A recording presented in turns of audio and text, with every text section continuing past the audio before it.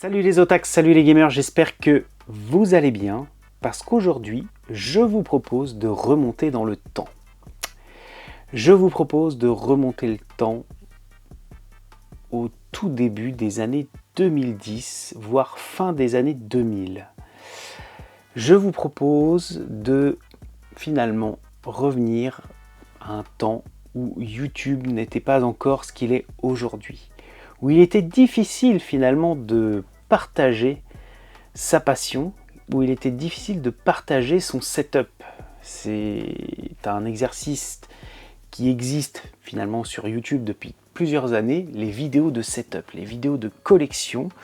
Je vous parle d'un temps où Je viens chez toi n'existait pas encore, où les vidéos de Florgorge Collector's Quest n'existaient pas.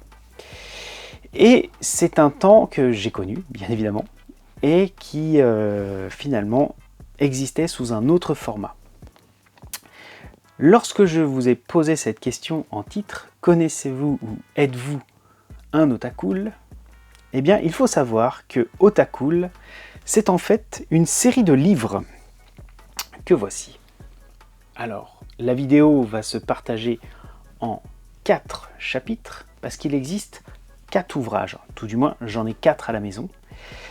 Ils sont vendus entre 1500 et 1900 yens à l'époque, et plus les taxes. Et je dois vous avouer que je les ai retrouvés il n'y a pas si longtemps que ça, puisque pour ceux qui connaissent la chaîne, je suis revenu sur YouTube parce que j'ai eu un déménagement et ça a mis plus de temps que prévu. Merci Covid, pour finalement reprendre les vidéos. Et j'ai retrouvé ça dans mes cartons et je me suis dit, il faut absolument que je vous partage ça parce que c'est quand même énorme, quoi. Donc, ces 4 ouvrages traitent de 4 thématiques différentes. Ce qu'il faut savoir également, c'est que l'auteur, c'est Danny Chu,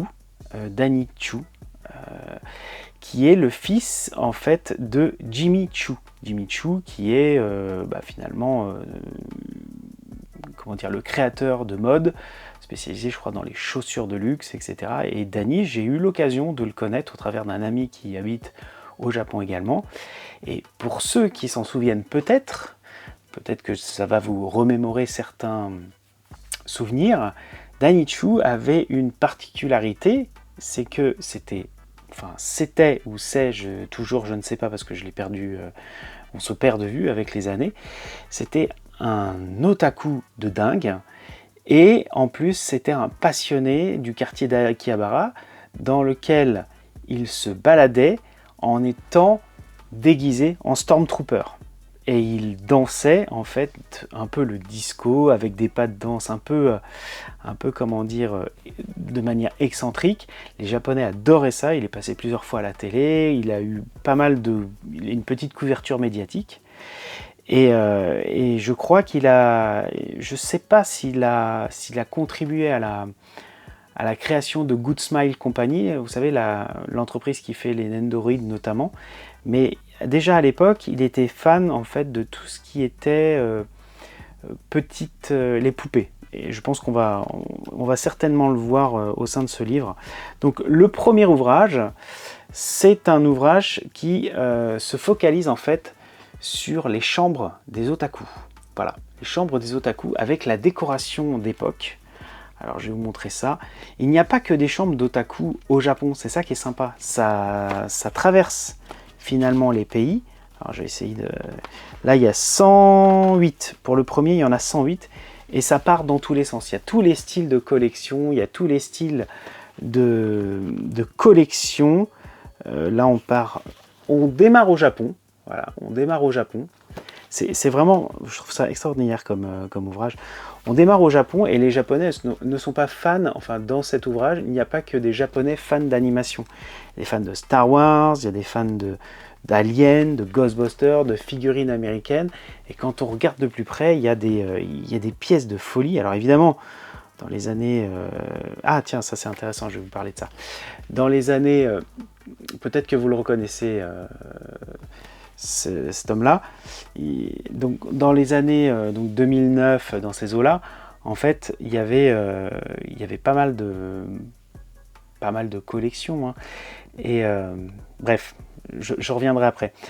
Je voulais vous parler en fait de cet homme-là, puisque vous l'avez peut-être déjà vu, en fait, dans une vidéo qui avait été passée, je crois, je me souviens plus dans quelle émission, peut-être Striptease, je me souviens plus exactement. Et en fait, la vidéo, vous pouvez la retrouver sur le compte de Lina. Et il s'agit de Sébastien Jarry, en fait, qui était passé dans ce documentaire-là. Et je dois avouer que les journalistes avaient tourné ça d'une certaine manière, qui se moquait un petit peu de la passion qu'il avait. On le voyait dans sa chambre quand il était ado à l'époque.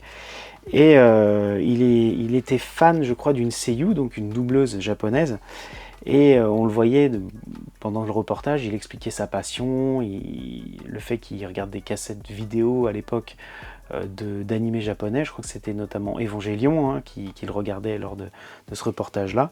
Et bah, sachez qu'en fait, Sébastien Jarry, hein, qu'on voit ici même, il a réalisé son rêve, quoi, puisque depuis maintenant un moment, il habite au Japon et il travaille aussi dans le domaine de l'édition de films d'animation japonais. Donc franchement, il doit y avoir pas mal de personnes dans les différents ouvrages otaku qui ont dû vivre de leur passion. Donc ça, c'est d'autant plus louable, je trouve, parce que ils vivent jusqu'au bout leur passion. Donc là, on est chez un Allemand et finalement, ils arrivent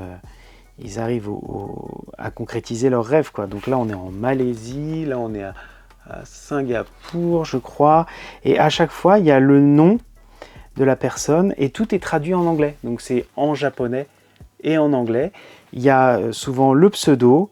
Et alors, il y a le site internet. Alors, le site internet, c'est un peu délicat parce que peut-être que les adresses n'existent plus. C'est un peu chargé hein, chez cet otaku-là. Bon, je trouve ça génial moi, de retrouver des vieilles photos comme ça. C'est toujours très sympa. J'ai d'autres bouquins comme ça, peut-être que je vous montrerai. Il y a vraiment des trucs d'enfer là-dessus. Et donc, il y a des sites internet qu'on peut peut-être consulter pour encore retrouver les photos dans une qualité des années 2010, quoi. Hein. Donc c'est vraiment, vraiment très sympa. Vraiment une série d'ouvrages à feuilleter. Voilà. Là, on est chez quelqu'un qui est fan des Indiana Jones, des machines à sous, il y a vraiment de tout. Il y a vraiment de tout et quand on regarde, il y a des superbes pièces, ça fait rêver. Il y a des vieux PC à l'ancienne, vous savez, les tours toutes beiges, toutes LED. Ah bah le voilà, tiens. Danichu, voilà, qu'on voit ici. Là, il était beaucoup plus jeune, hein. 37 ans déjà à l'époque, avec son casque de Stormtrooper. Peut-être qu'on retrouvera peut-être des photos de lui sur le volume numéro 2 que je vous invite à découvrir ensemble. Le deuxième opus traite, lui, des idoles et du cosplay.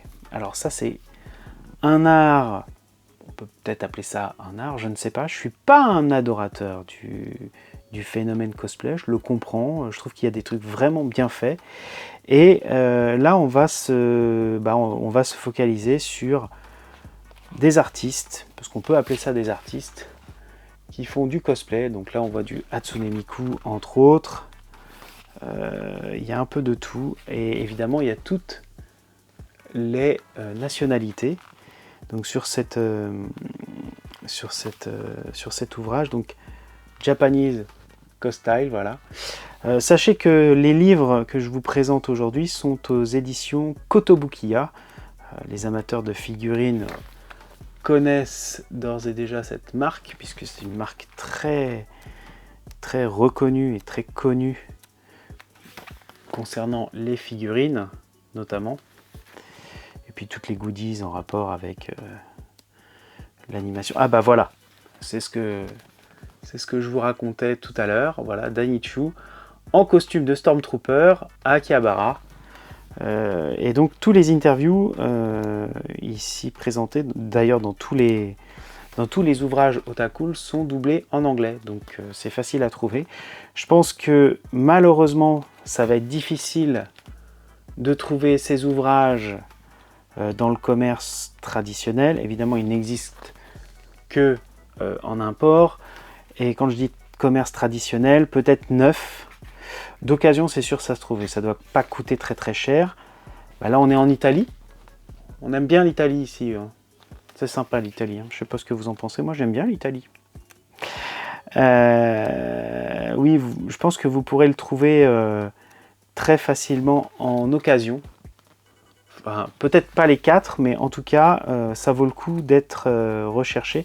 Et là, par exemple, il y a une interview donc, de cette personne-là. Alors, je l'ai lu, mais il y a très très longtemps, et je crois que c'est quelqu'un qui crée ses costumes de cosplay. Donc, c'est toujours intéressant de savoir un petit peu quelles sont leurs motivations, comment ils s'y prennent, etc. Puis à la fin, on a un petit florilège de photos de cosplay. Alors, les cosplays, si un jour vous avez la chance d'aller comme moi au Tokyo Game Show, vous verrez entre les différents bâtiments, il y a des cosplayers et les gens font la queue pour pouvoir prendre en fait les cosplayers en photo. C'est très très impressionnant. C'est un peu borderline parfois parce que il y a des angles de photos qui sont très tendancieux, on va dire. Donc en tout cas, Otacool, volume 2, c'était sur le cosplay. Maintenant, je vous propose d'attaquer le volume 3 qui, à mon avis aussi, risque de vous surprendre et de vous plaire. Alors, pourquoi je vous dis que ça risque de vous plaire ? Je vais vous expliquer en fait pourquoi. Vous le savez, ou pas peut-être, je ne sais pas, les entreprises aujourd'hui en 2020, 2022 ont tendance à faire de plus en plus des open space et de moins en moins de bureaux partagés à 2, 3, voire individuels. C'est une tendance, bon voilà, il faut se rendre à l'évidence, c'est comme ça. Donc ça rend finalement des open space ultra aseptisés, le soir c'est clean desk, et en gros vous n'avez plus d'éléments pour personnaliser votre bureau. Voilà, c'est la tendance globale, il faut le savoir.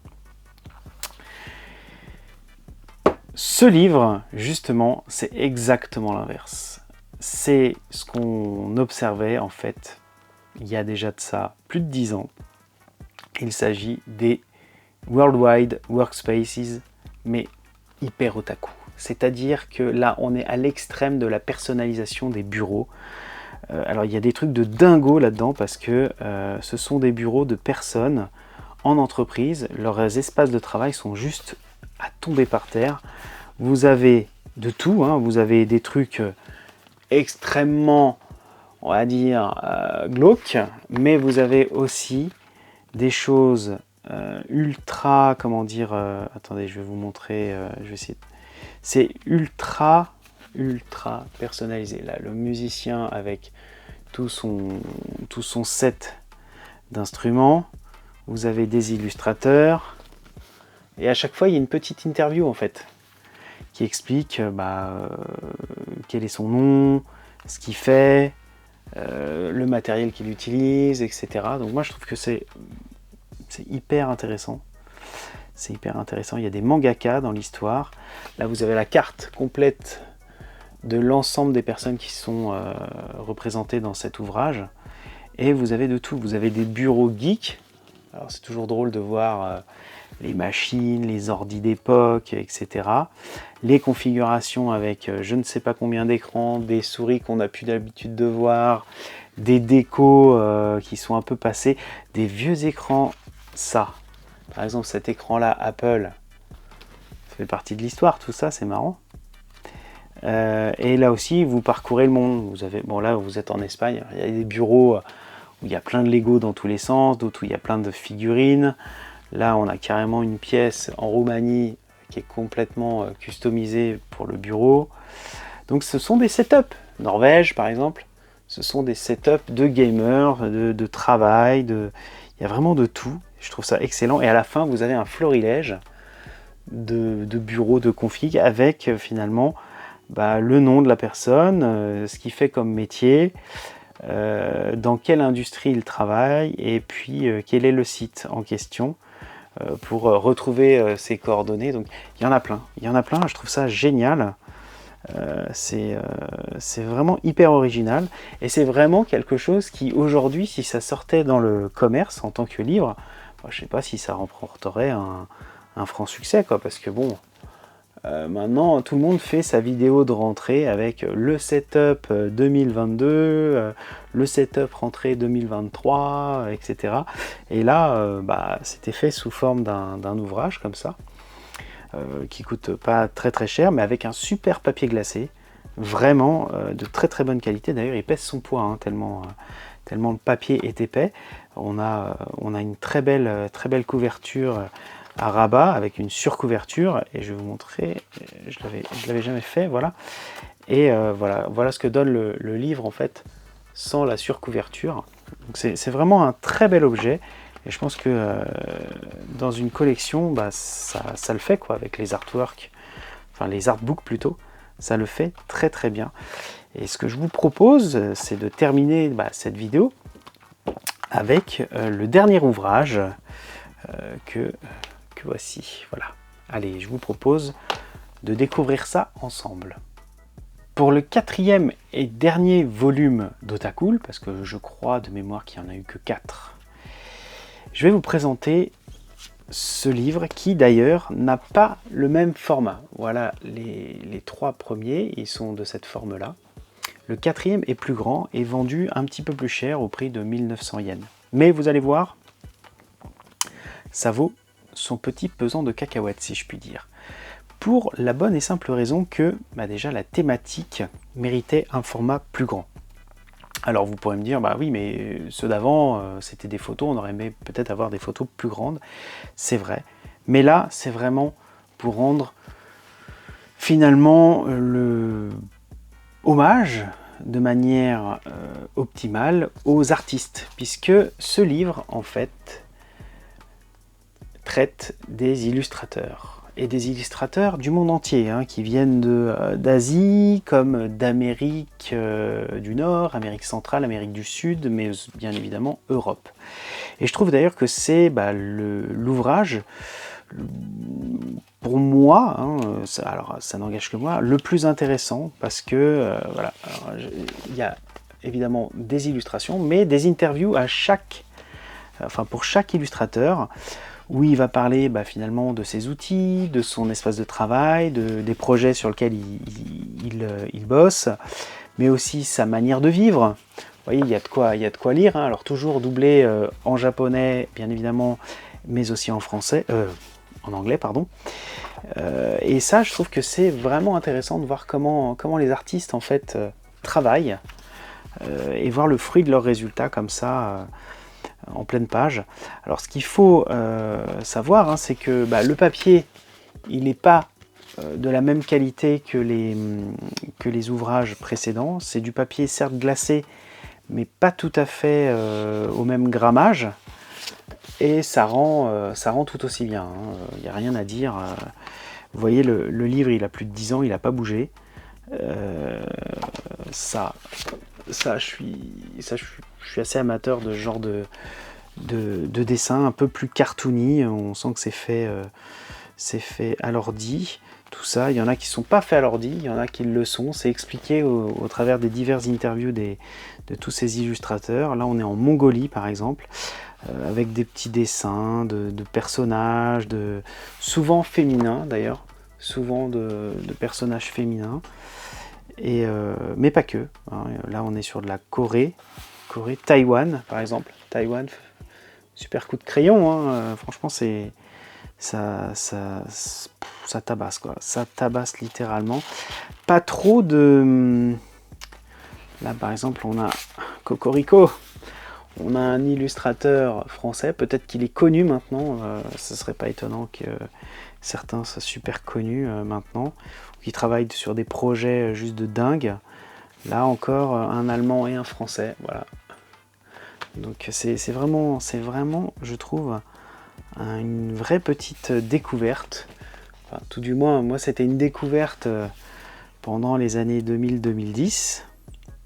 J'espère que pour vous aussi ça l'est tout autant, même si bon, c'est vrai que l'ouvrage commence à être un petit peu daté, mais quand on voit ça, franchement, c'est vraiment à tomber par terre, quoi. Enfin voilà, je voulais vous partager ça, parce que j'avais retrouvé ça pendant le déménagement, donc voilà, c'est fait. Je trouve que c'est Ça aussi, ça a tombé par terre. Ça rappelle un animé, c'était Exil, je crois. Non, c'est vraiment dingue. C'est vraiment dingo, quoi. Voilà. Bah, écoutez, moi, j'espère vous avoir fait découvrir cette collection de livres japonais. Donc, vous pouvez certainement les retrouver sur eBay, sur des sites spécialisés. Donc, Otacool, si vous cherchez ça, vous allez certainement avoir plein d'articles au sujet de ces livres et de leur contenu. Donc moi je vous invite à me laisser en commentaire finalement vos réactions. Ça m'intéresserait de savoir ce que vous en pensez. Est-ce que vous en connaissez d'autres aussi, des ouvrages de ce type-là? Et puis moi je vous dis à très bientôt pour une prochaine vidéo.